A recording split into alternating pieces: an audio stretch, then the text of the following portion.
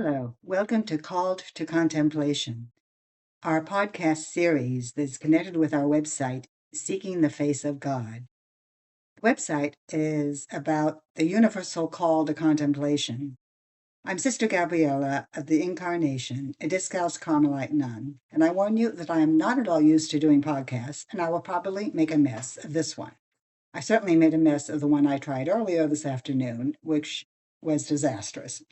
So please forgive me if I keep stumbling over what I'm saying. And I certainly hope that it will be worth listening to and worth watching. I'm a Discalced Carmelite nun, and I will probably have to give some explanation to those of you who are not familiar with the Discalced Carmelites. If you're Catholic, you have almost certainly seen a statue of a saint in a church who looks very much like me as far as the way she's dressed. She'll have a white mantle over her shoulders. I have a white mantle, but I'm not wearing it at the moment. And she'll probably be holding a bouquet of roses. That's a statue of Saint Therese of Lisieux, Therese of the child Jesus, also known as the Little Flower. She is a saint of the Discalced Carmelites and also the third woman doctor of the church. She died about 130 years ago. And she is greatly loved, greatly venerated, and many people follow her teaching. She is the best known, probably, of the Discalced Carmelites.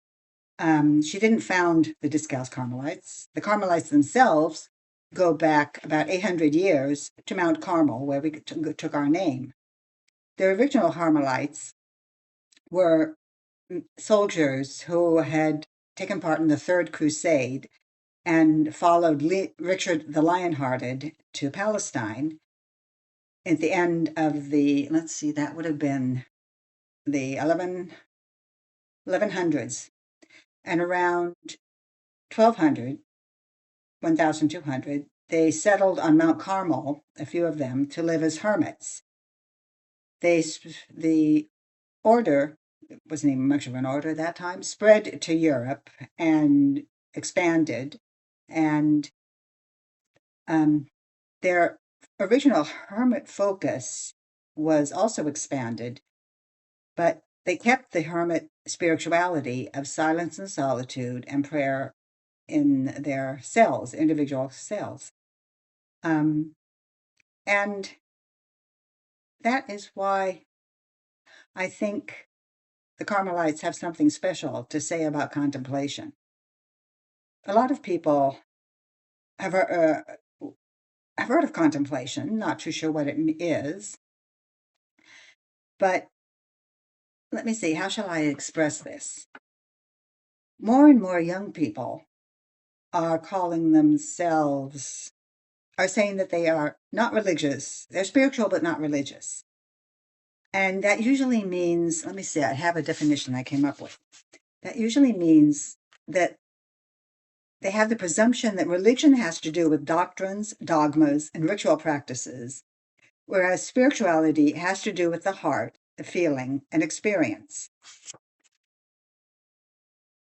Carmelites certainly believe in doctrines and dogmas and religious practices, but we also very much believe in the heart, the feeling, and the experience. Basically, I think what these people are looking for is a living relationship with God. And that's what we believe is given by faith.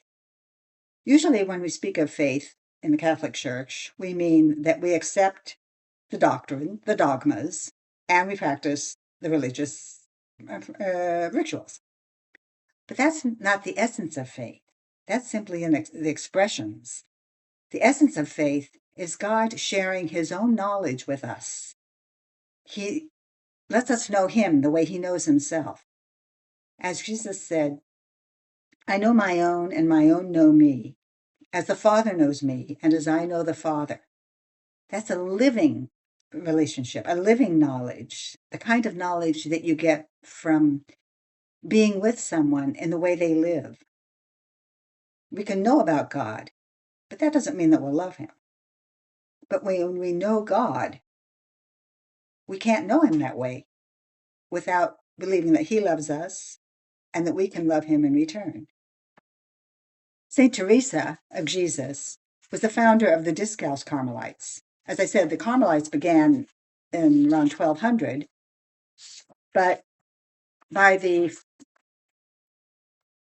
1500s, the church was in disarray, greatly, partly in large part, the effect of the Black Death, which decimated Europe in the 1300s.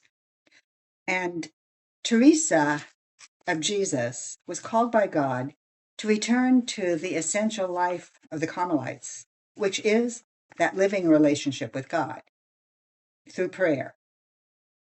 And she defines prayer as,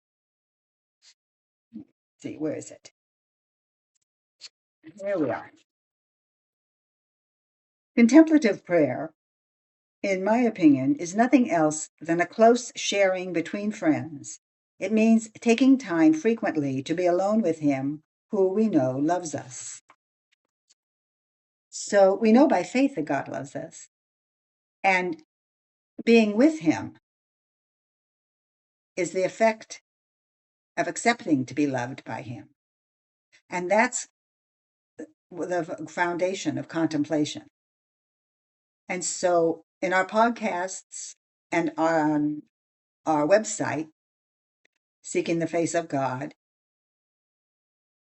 we will be exploring what it means to live that kind of a faith, to live that kind of living knowledge of God in contemplation. I hope you will join us in our future future podcasts, and I hope I haven't massacred this one too much. And I hope you will visit our website, www.seekingthefaceofgod.org, or you can email us at toseekgodsface@gmail.com. God bless you, and I hope we will be together again soon.